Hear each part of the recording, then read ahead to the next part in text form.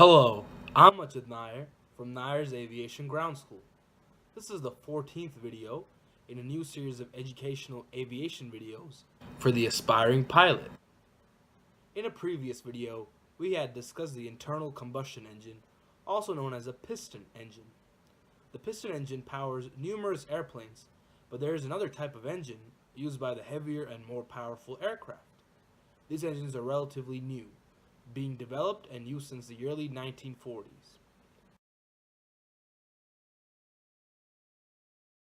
This video is about turbine engines. The development of the internal combustion engine continued until engines were truly massive and extremely complex. Airplanes in the 1930s and 40s were getting larger and larger, and just increasing the size of the piston engine did not solve the need for increased power and performance.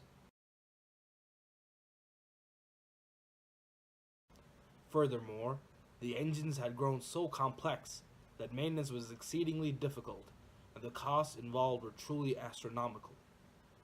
There had to be a better engine, more suited to the requirements of the growing aviation world. The problems associated with the use of very large piston engines were evident to many in the aviation community.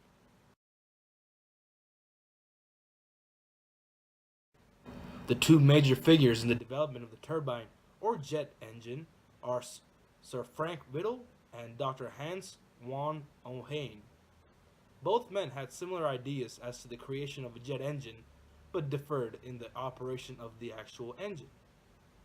Ohain was the first to successfully use a jet engine in an aircraft, the Heinkel HE-178, in August of 1939.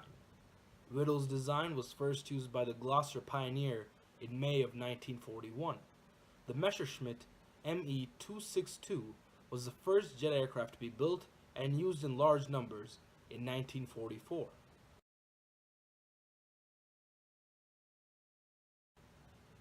Since the development of the turbine engine, there have been constant innovation and development in the field. There are four widely used types of turbine engines. These engines are the turbojet, the turboprop, the turbofan, and the turboshaft.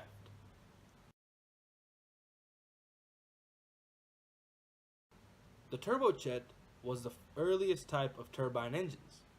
It is also the simplest of all jet engines. The four sections of a turbojet engine are the compressor, combustion chamber, turbine, and exhaust.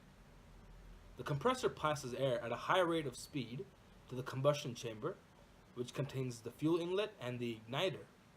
Expanding air drives the turbine, and the accelerated exhaust gases provide thrust.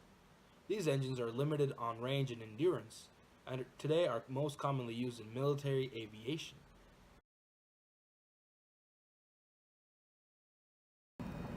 Some jet engines are used with a propeller to power an aircraft. A turboprop engine drives the propeller through a reduction gear, allowing optimum propeller performance to be achieved at much slower speeds than the operating RPM. With their ability to perform well at slow airspeeds and fuel efficiency, turboprop engines are often used in small commuter aircraft and agricultural applications due to their greater reliability, offsetting their higher initial cost. One of the most reliable turboprop engines is the Pratt & Whitney PT6A.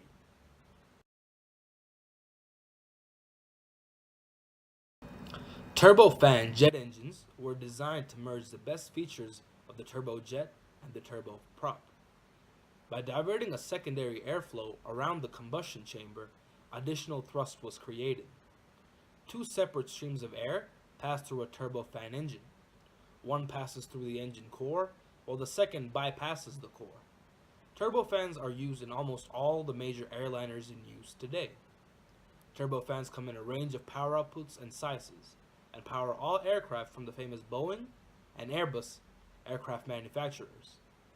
Two well-known turbofan manufacturers are Rolls-Royce and General Electric.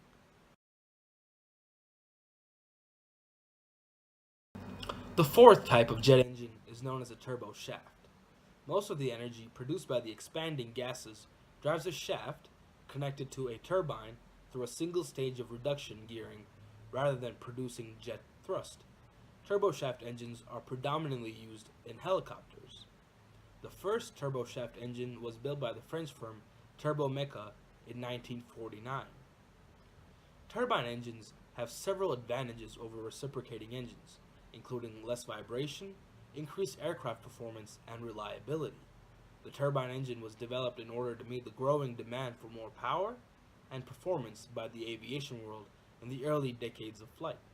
It is astonishing to see the rapid growth and extent of the turbine engine in today's aviation community. Every pilot dreams of flying a jet someday, and it is important that the aspiring pilot has a good understanding of the operation of the turbine engine. For more information, please contact us at liftanddrag@gmail.com and visit our website at myersaviation.webnode.com. Thank you. Safe flying.